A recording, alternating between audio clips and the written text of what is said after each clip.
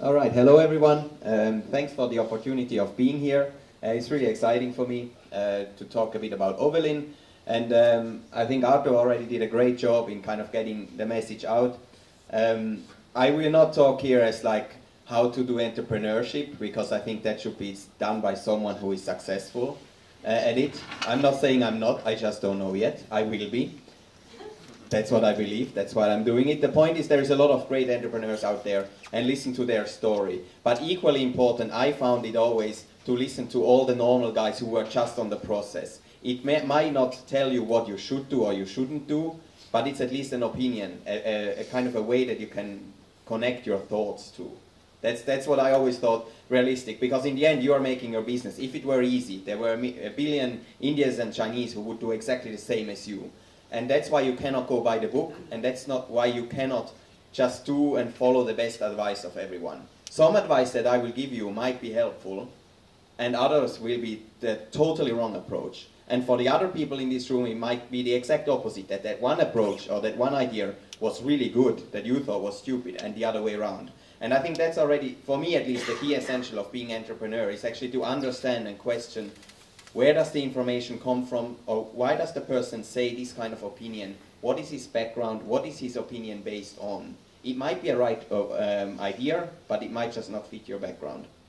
So that's kind of the intro story. So everything, I could now do like the lawyers do and say like, I cannot give any feedback or any message because we have to see case by case. I don't want to do that. I will say my opinion, I will say my opinions, but please don't nail me on it. It might be totally wrong, I warned you. It might work for some. Okay, but before we start, I would like to quickly tell you actually what we are doing. I wonder, does any one of you know what we are doing? What is wild chords? Or few hands. All right, thanks. For everyone else, what we are doing is we are going to change the way how people learn to play a music instrument. Because today, out of all the people that start playing a music instrument, 85% quit before they reach a reasonable level.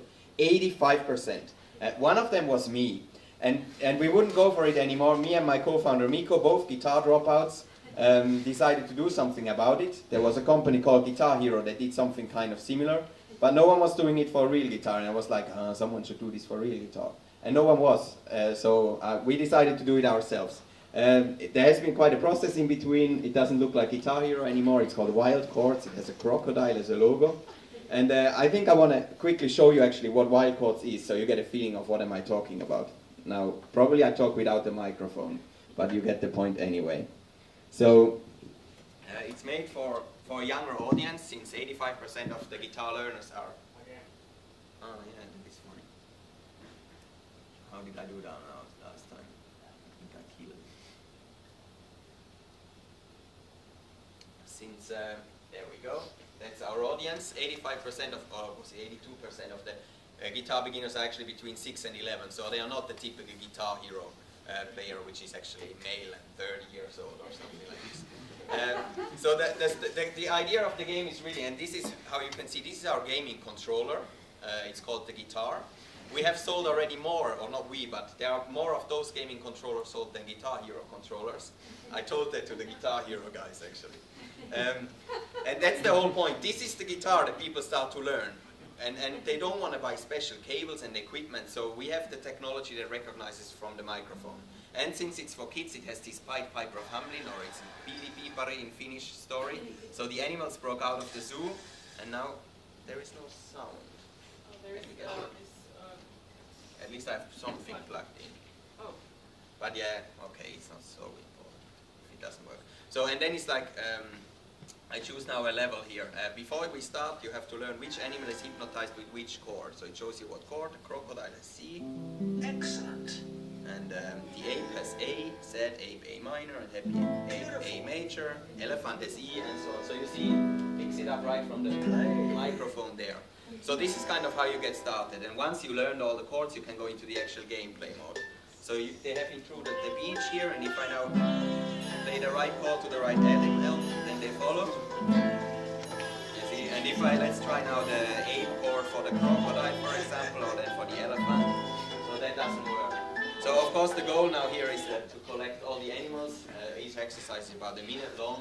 It's like Angry Birds, it has this 3-star system. If you get at least 1 star, you unlock the next level, which is then just a bit you know, the more difficult, a bit faster, a new chord and so on. That's one gameplay mode. I spend maybe 1 more minute to show you the other gameplay mode at the moment. There is new things to come.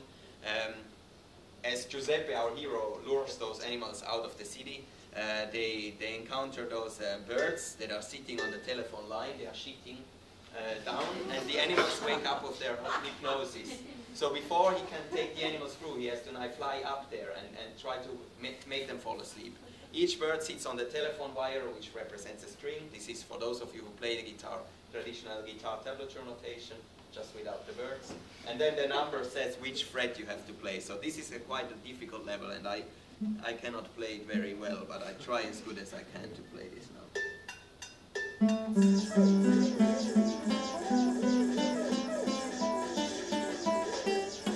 Yeah, okay, and you see, and if I fail, they shoot my balloon, and I'm out. So this is the idea behind wild chords. In a nutshell, I take back my microphone. It's a bit loud. Yeah. Okay, so this is the idea of the game. Okay, I got now 0 stars. We have a lot of exercises. The first exercise is so easy that anyone can play it. I mean, it's like you don't need any previous skills, and then it goes harder and harder.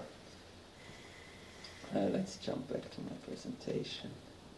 So the app is free. We have launched on Slush event in November. And then you can just buy additional packages. So when you play, the first 2 packages are for free as well, and then you just pay €1, and it takes a normal user about 1 week. And then, like, you have 1 week practicing time, and then you buy the next €1, €1. That's kind of how we make money at the moment. We launched it at Slush in November. It was so far #1 music app in 34 countries. It has gone extremely well. The reception has been really well. We had 100,000 downloads in the first month alone. And on top of that, we have won a lot of prizes. This is an excerpt, and on the right side you also see where we were covered, like in New York Times, for example. We won Best European Learning Game competition last year, actually, with that, which was pretty cool, because they actually checked the educative value. Just recently, Arthur was there as well at Midem in Cannes. We won the, I don't even remember what the prize kind of was, but we won there as well. The Sunday Times has put it on their best list of best apps in the world. And then a few other things. We were one of the winners of Startup Sauna. The Tilt TV, the Finnish TV show, has also named it iPad Game of the Year. So it has been going very well for us. And it has also been a lot of fun. That's probably the most important point. Before I continue, actually, we have also some of the background songs in here. We have actually made them with audio draft, and I can say this neutrally, it works very well. We are really happy with those songs. We just put up something, we say, here, this is the monkey, this is the kind of mood of our game, now make us a song that contains those and those chords. And we got really, really cool songs, actually, that we usually awarded more than 1 winner, because we were like, whoa, we just want to have all of those. So I can very recommend that. Then I would say just a few things that I have learned on the way. For those of you who are interested or who are in your own startup, I mean, there is so much advice out there. The good thing is you can really soak it up. Take some of it, don't take everything. You have to always think for yourself. One thing that I noticed is choose kind of a big theme for what you're doing. Don't say we are optimizing, what can I now use as an example? We are optimizing an administrative process in the blah blah. If you want to do, then start your thinking and say what we want to do. I mean, even connecting people used to be a really good slogan. When you try to reach someone at Nokia, you realize they are not so good at that anymore, it seems. I actually tried that yesterday, it didn't work. No, but the point is, our theme was we want to change the way how people learn to play a music instrument, or even bigger, we want to make the world a more musical place.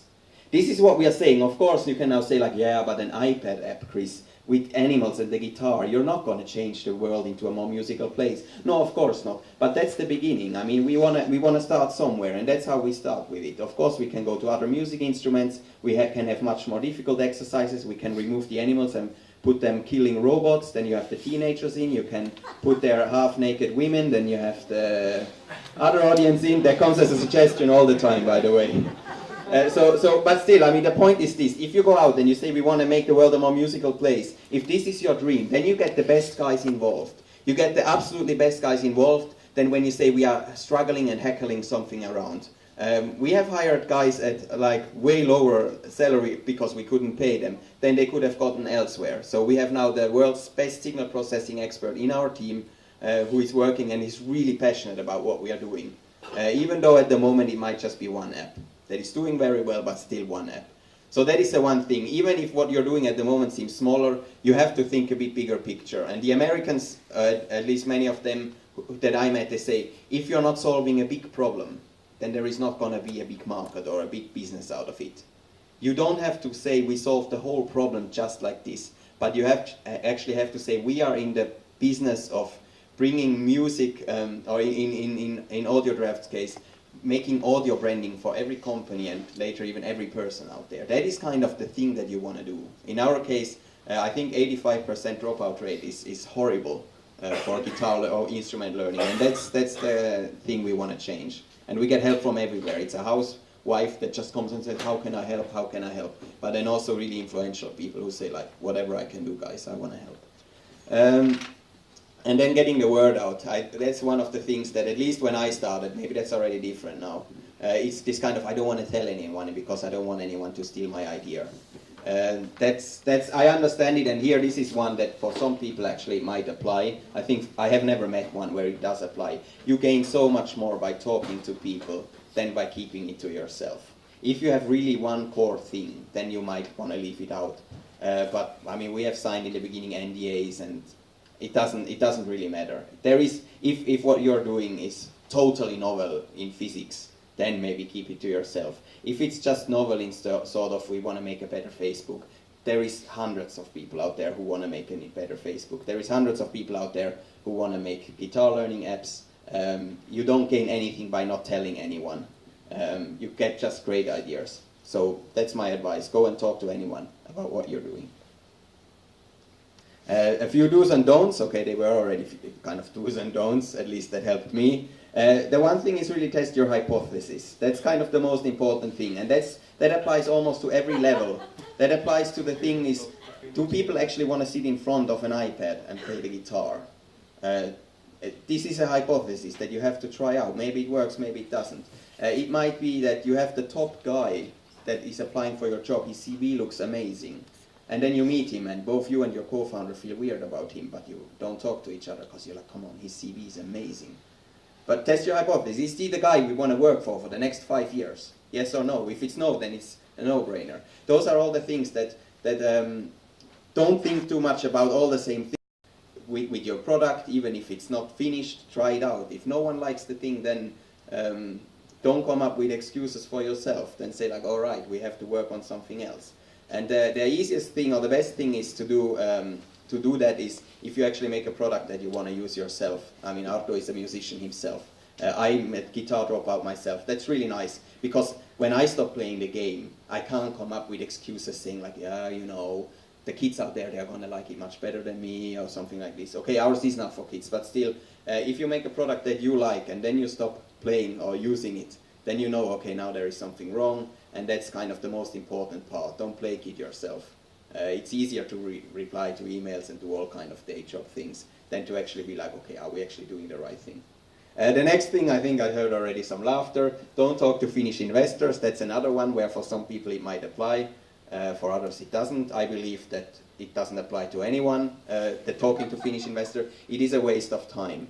If you want to make a hairdresser salon or a restaurant, if you want to make a small boring business, that is totally easy to understand. You have already traction, you have already revenue, and you can say, we need 50,000 euros for marketing campaign, and we can show how it translates, and then we are profitable. Then it's okay to talk to Finnish investors. By the way, I'm Swiss, and this is nothing with national. Don't talk to Swiss investors either, or European investors. We have done that. It's not only a waste of time, it actually helps you focus on the wrong things.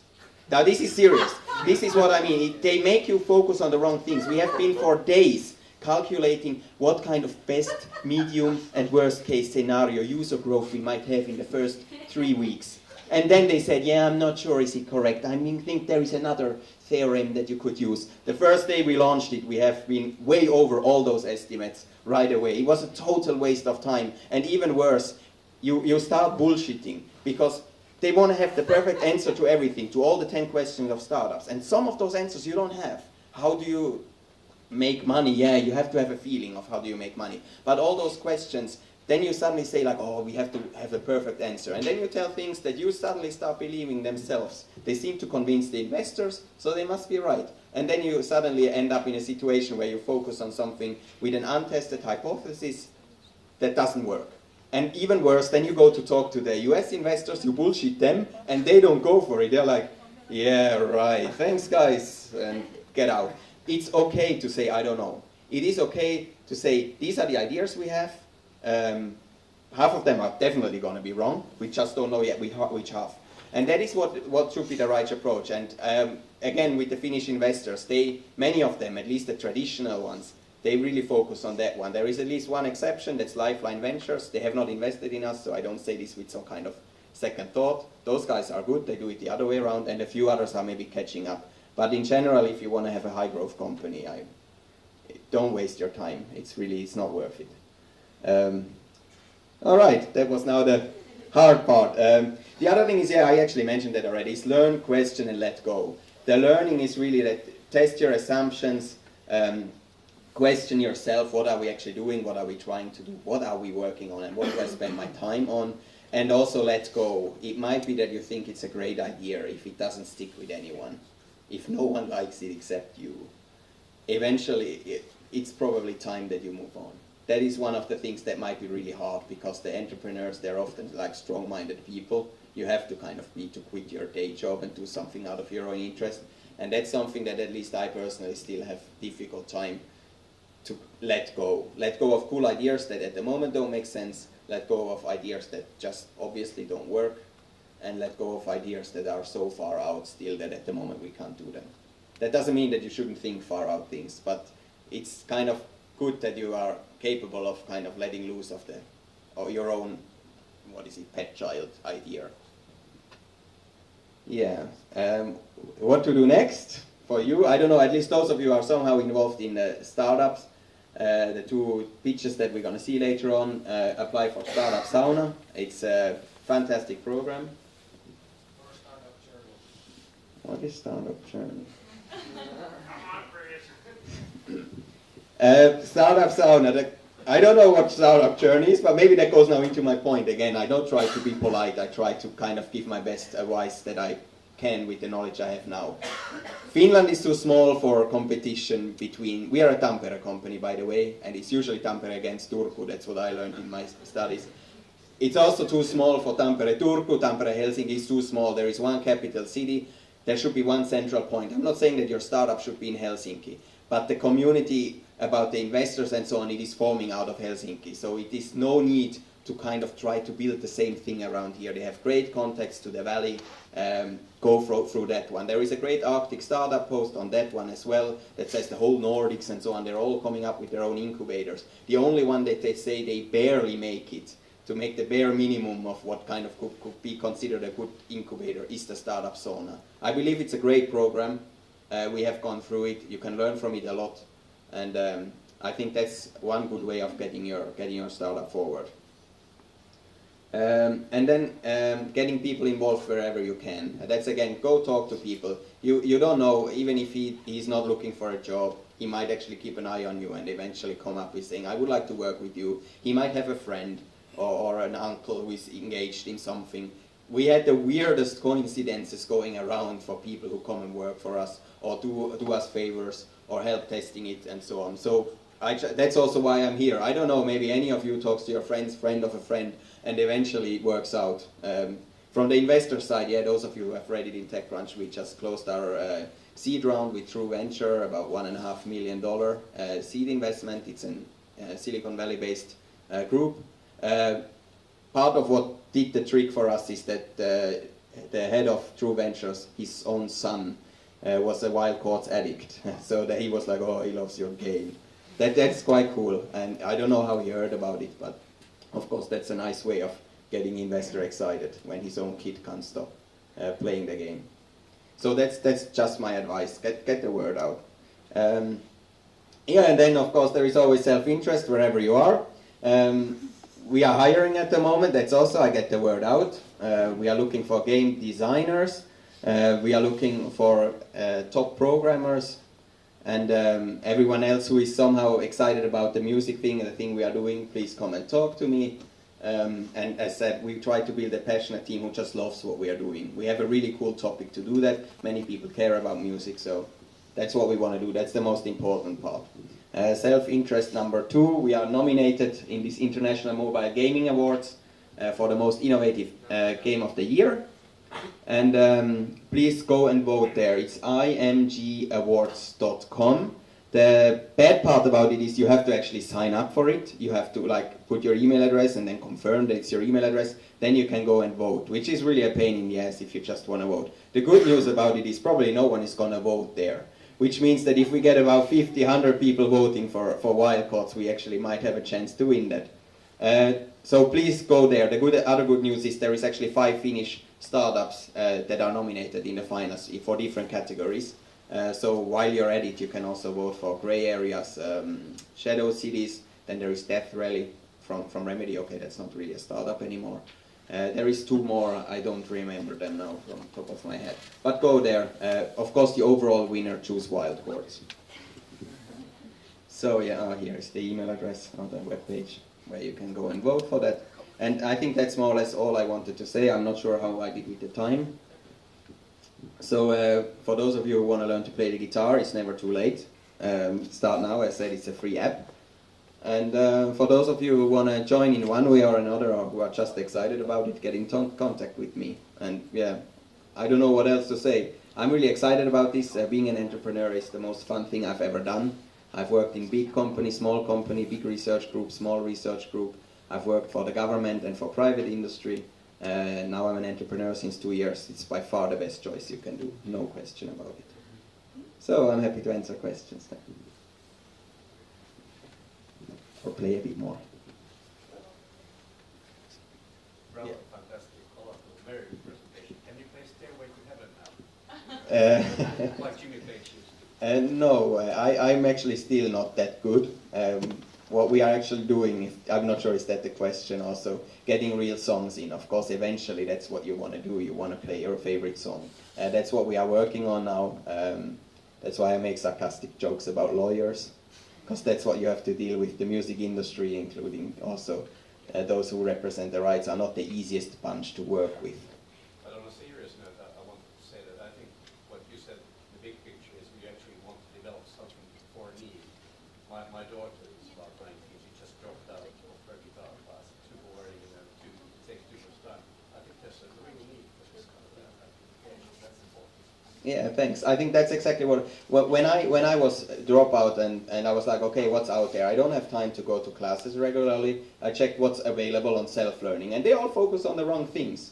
There is one service that sells you 40 DVDs of instruction material, and another, that's not a joke, there is an online service that gives you 400 hours of guitar instruction. It was like, I need 10 minutes, and then it says, like, practice these chords for 1 week and then come back. And that's it for me. I mean, practicing chords in the beginning is just not interesting enough. And we realized it's about motivation. That's the main thing, it's the motivation. And especially for the children, I find it really horrible what's going on, because the parents want to be good parents. Everyone knows it's important for the development of the child that he has music. The problem is, it was at least for me, that I didn't like to practice, so I didn't. Every time I was sitting on the piano in those days when I was 10 or something, my mom was standing there, practice, practice. Then I went to classes, then the teacher was standing there, you didn't practice, didn't you? And every time you see that instrument, you're freaked out, you're like, oh, every time I see that instrument, someone is shouting me, someone is mad at me. And with this game, I mean, that's what we want to create. It goes 1 minute, you get 2 stars, well done, you get crocodiles following you, you get small step by step, but the most important part is like, to make this connection. Whenever the child picks up that instrument, it's kind of happy. And I think that's even more important than being the best teacher in the world, is instilling this joy for the music instrument, and for making music, I think, to the kid.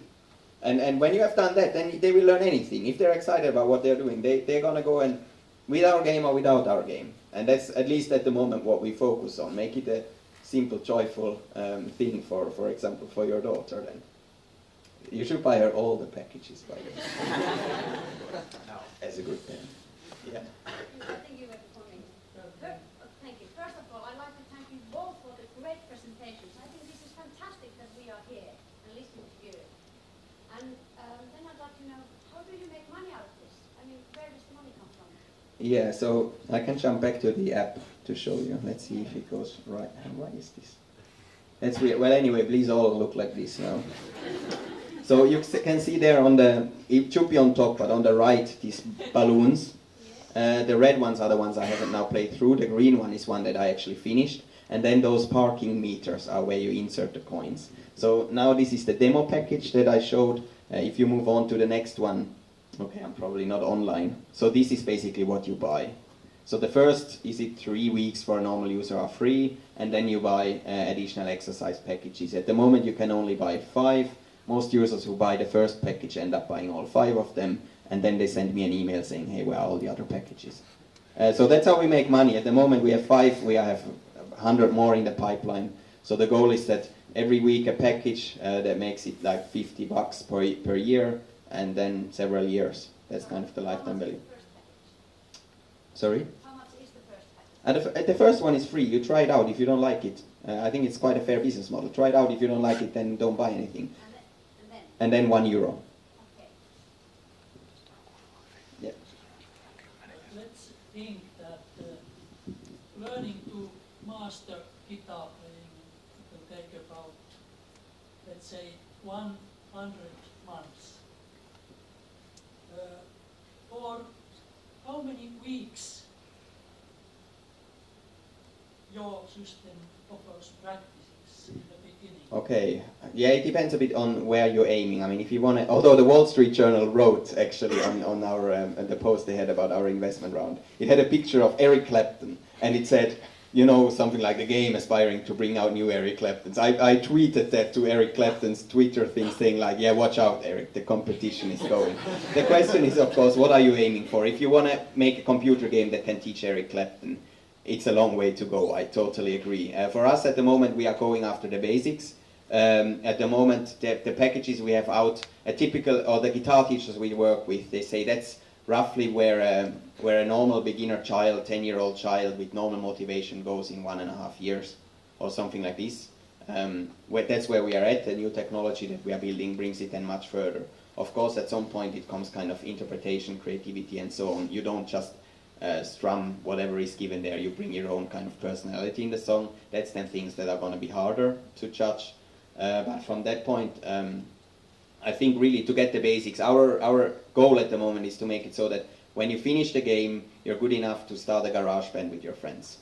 That's as far as we go. And it's quite a high level still. I mean, you can play fairly well. Other thing I wanted to say just about this is that we have this one guitar teacher who gave us the statement that he said in this 1 month that he has used wild chords to motivate his kids during the week to practice at home. They have practiced more and learned more than in the whole previous year altogether in 1 month. And he said the cool bit about it was not even that they got so much better. The best part was that they were exactly like me in my piano classes, coming like this. Because I felt guilty, and the teacher knew it already, you didn't practice. Now they came and they said like, you know, you told me I have to play until level 12. I played until level 16. And they're really excited about it, they're proud about it, and I think that's the more important part. But from a technical side, we see how far it can go at the moment. 1.5 year skill level. At some point, Eric Clapton will have a hard time there, getting the crocodile. At what level are you going to leave out those stupid animals? That's a good question, actually, about the animals. So, I mean, the animals are just a theme. We can, of course, replace the animals with, as I said, the killing robots, or then just a more traditional approach as well. I mean, especially the single note exercises that are showed. Just remove the birds and leave the numbers and the lines there, and you have the normal tablature notation. So the animals, we chose them because they help with the association. The kids don't know, they know when you ask them, or the guitar teachers ask them, play a C chord, then they play this, and it's like, no, that's an E chord. Play a C chord, no, that's an A chord. So they know how the chords look like, or how to press them, but they don't know which one is which. With the animals it works very well. You know, giraffe is G. And it's like G, giraffe, okay, in Finnish the giraffe doesn't work. Apina, ape. Works very well, happy ape and sad ape. They have a connection. That's why we chose them. Interestingly, we have now, like, of course, our target audience 6 to 11. Then it goes down for the teenagers. They don't seem to appreciate the animals so much. And then it goes up again when it goes to 25-year-olds. Like, I don't know, like people in this room are like, you know, I play with Angry Birds and cut the rope where you feed Om Nom, or what is that creature's name? Like, I'm just fine. But yeah, eventually, I mean, it should look different as well for a more mature audience. The stripping version we are not going to make, but all the other things are going to come. One last question. Are you going to launch this app for other instruments as well? Or? Yeah, definitely. We want to bring it to all the popular music instruments. That's the one thing that was a bit hard for us in the beginning. I mean, you have to focus. In the beginning, you say, oh, we only go after music instruments and not singing and so on. Then you cut down. Okay, let's just go after instruments. Okay, let's just go after guitar. Okay, let's just go after guitar beginners. Okay, let's just go after guitar beginners who are kids. And that's kind of how far down it goes. But of course, the goal is, and this is when you asked the question, grow like hell. I mean, that's what we want to do. We want to grow like hell. We want to bring this for all the popular music instruments. We want to first prove now that it's going to be unbelievably successful with this audience and this instrument. And after that, the investors can call me. But not for Finland. Well, let's see. I mean, I don't know what Rovio guys are planning, but if that everything works out, if they IPO in the right moment, there might actually be a good group of interesting investors coming up. I'm not saying that that's not possible.